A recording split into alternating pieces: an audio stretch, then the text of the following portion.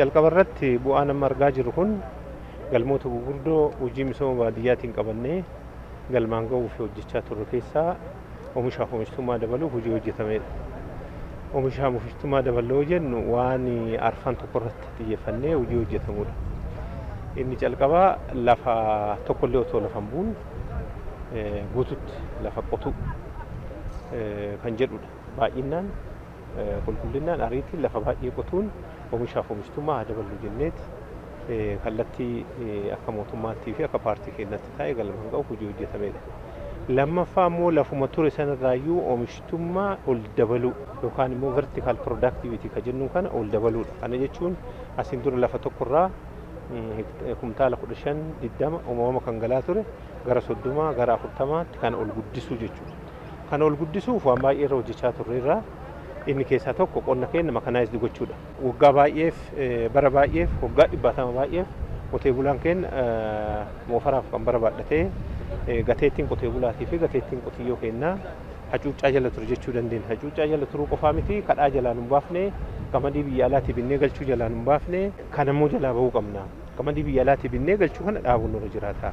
Lammaffaa immoo deeggaramtummaa keessaa baanee gara oomishtummaatti galuu qabna kan jedhu tarsiimoo akkasii qabatamee hojii hojjetameen keessattuu hojii gannaatiin akka Oromiyaatitti hojiileen baay'een hojjetamaa turanii jiru. Lafa baay'inaan qonnee jirra. Dhiyeessii garaagaraa makanaayizeeshinii dabalatee qonnaaf qambararraa gara tiraktaraatti jijjiiruu dandeenyeerra. Haamtuurraa immoo gara kombaayinaraatti akkuma argitan jijjiiraa jira jechuu keessattuu godina Shawaa akka waliigalaatti jechuu dandeenya. Paartikulaarli immoo godina Shawaa fa'aa kana keessa tiraktaraan qotuun kombaayinaraan haamuun hojii baratamee miti. Waan haaraa. Kanaaf paartii badhaadhinaa fi mootummaan paartii kanaan hoogganamu tokko qotee bulaa keenya moofaraaf qambararraa bilisa baasee gateettii gara teekinooloojiitti fayyadamuun baay'inaan qulqullinaaf ariitiin oomishuudhaan oomisha gahaa argachuuf hojiilee hojjetameen akkuma argitan yoo qonnullee tiraktaraan qonneerraa lammaffaa immoo ammallee kombaayinaraan isa calqabaatiif baay'inaan haamaa jirra. Kanaaf inni calqabaa qonna keenya makanaayizdi gochuuf hojiilee hojjetamanii akka mootummaa naannoo Oromiyaatti hojii makanaayizeeshinii kana karaa guutuu ta'een galmaan ga'uuf inni calqabaa dhaabbata keenya agirikaalcharal makanaayizeeshin dhaabnee tiraktarootaa fi kombaayinaroota baay'ee isaa galchinee qotee bulaan gatii madaalaa waan argatee kuun ijaaramee bitatee kuun kireeffatee akka itti fayyadamuu danda'u goonee jirra. Lammaffaa immoo paampii bishaan laga keessaa ol baafnee lafa badhee irra jiruuf gaara irra jirullee oomishuu akka nu dandeessisu paampii jabduu motors kan jedhu dhaabbata akkasii dhaabnee kumaatamaan dhiyeessaa jirra. Kana qofaa miti sanyii filatamaaf xaa'oo irratti baay'inaan hojjetaa jirra. Mootummaa federaalaa wajjin galtee keessattuu sanyii filatama akka naannoottis akka federaalka baay'atu itti fayyadamnee akkuma isin argitan amma kun bu'aa sanyii filatamaati, bu'aa makanaayizeeshiniiti, bu'aa ekstenshinii qonnaati. Akka waliigalaatti galma keenya kan kaanne san wabii midhaan nyaataatiin of danda'u kanarra dabarree immoo birmadummaa biyyaa karaa guutuu ta'een mirkaneessuuf kan nu gargaarudha.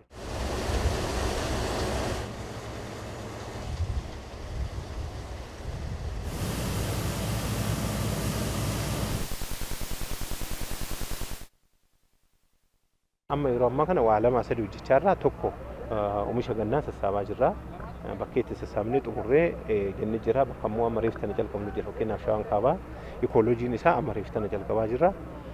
Lammaffaa immoo hojii bonaati. Hojii bonaa hojjennu keessattuu jallisii bishaan boneetiin guutuutti fayyadamnee baay'inaan lafa baay'ee qotuun lafa keenya yeroo lamaa sadi qotuudhaan oomishaaf oomishtummaa dabaluu hojiin hojjetamaa jiru. Dhugaa dubbachuuf waan abdii guddaa namatti horuu fi oomishni bara baranaas argamaa jiru. Oomishtummaan isaallee baay'ee kan dabalee fi kun immoo dhaqeet tokko birmadummaa biyyaa karaa guutuu ta'een mirkaneessuu keessatti birmadummaa hojjennu biyyi waan ofii nyaattu oomishachuu dandeettu birmadummaan ishii guutuu ta'a jechuudha. Kanaaf tokko isa mirkaneessuu qabnaadha. Lammaffaa immoo nyaataan of danda'uu qabnaadha. Sadaffaa immoo qaala'insa jireenyaa tasgabbeessuu qabnaadha. Arfaffaa immoo qabeenya uumamaa qabnu kana guutuutti itti fayyadamnee hiyyummaa keessaa bahuu qabnaa. Qaala'insa jireenyaa daran immoo kan hojjetarre akkuma amma gabaarra argitan oomishni qonnaatii wal qabatee gatiin baay'ee tasgabbaa'aa gadi bu'aa jira waan ta'eef kaayyoon isaa galmi isaa baay'eedha. Isas karaa guutuu ta'een galmaan kagahaa jiru ta'uu isaa jirraa kanaan kaasuudha.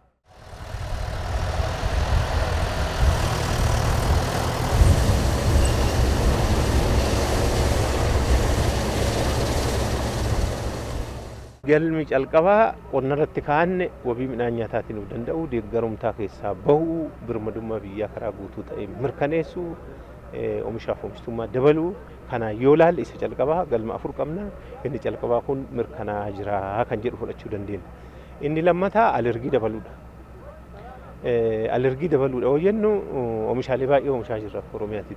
Fakkeenyaaf buna irratti waggoottan lamaan sadan keessattuu arfan darbe hojiilee ashaaraa magariisaatiin hojjenneen oomisha bunaa irratti bu'uuraan jijjiirama guddaa fidnee jira jechuu dandeenya. Oomisha bunaa qofaa miti kuduraa fi muduraa nyaatamu nyaata namaatiif kan oolu nyaata loowwaniitiif illee kan oolu kanarra darbee immoo ikooloojikaal baalaansi qilleensa kennaa fi qorqama biyyoo bishaanii karaa guutuu ta'een kan hambisuu danda'u hojiilee hojjetameen bu'aa ashaaraa magariisaa kan ta'e yeroo ammaa kenna oomishni bunaa fi bunaa wal qabatee jiru daran dabalee jira jechuu dandeenya.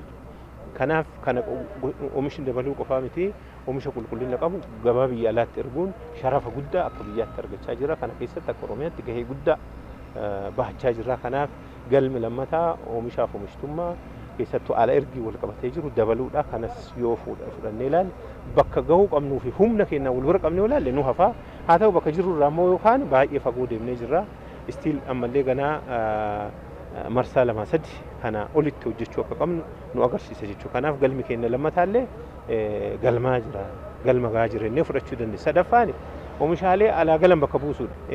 Alaa galan yoo jennu fakkeenyaaf qamadii alaa galchaa turre, nyaata garaagaraa alaa galchaa turre, even hanga hanqaaquu fi shunkurtii waan tokko even bu'aalee loowwanii wal dabalatee alaa galaa ture jechuudha.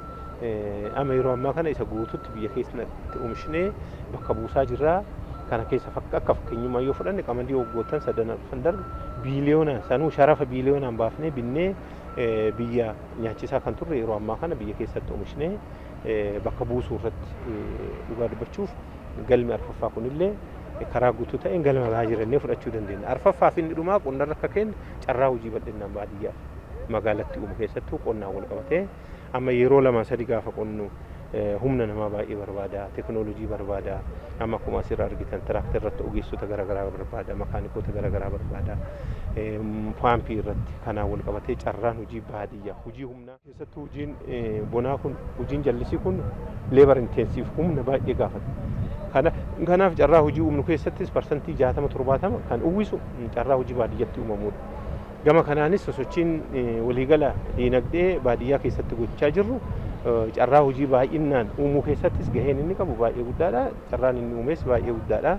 Kanaaf gama kanaan wal qabatee ilaallu galmoota arfaniin walitti cuunfinee ilaallu sosochiin diinagdee gochaa jiru akka waliigalaatti keessumaa immoo sosochiin qonna irratti gochaa jiru bu'aa gaarii kan fidaa jiru ta'uu isaa kaasuuf.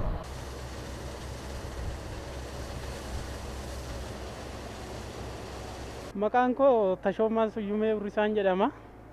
Aanaan koo aanaa Dabra Libaanos ganda Waaqenne. Bara 2016 jalqabeetoo kilaastarri kun qamadii kilaastarri kun isaan duratti asitti gaayyaa qamadiin hin ta'u gaayyaa shumburaa faatu ta'aa ture. Isa kana qamadiin asitti hin ta'u ragaragiidha kana keessaa qamadiin hin ba'u jechaa turre. Yeroo ammaa kanatti garuu haala gaariidhaan qamadii kilaastara kanaan oomishneetoo bara 2017 callaa gaarii irraa arganne.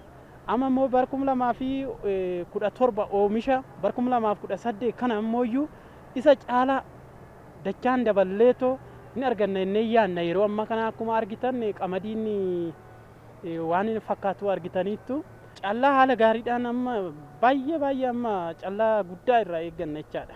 Yeroo ammaa kanatti kompiinaraan haamuun kunillee naannoo kanatti akkuma godina kanaattu hin jiru ture. Gara Arsii Baalee maal kana oduudhaan hoggaa dhageenyu duritti akkanatti haamamaa akkamitti makiina seenee haamaa jennetti hoggaa namni waan akkasii haasa'an waan akkasii dhageenya. Garuu amma ofii keenyan ija keenyan arginee ofii keenyan haamsisaa jirra jechaadha kompiinara kana.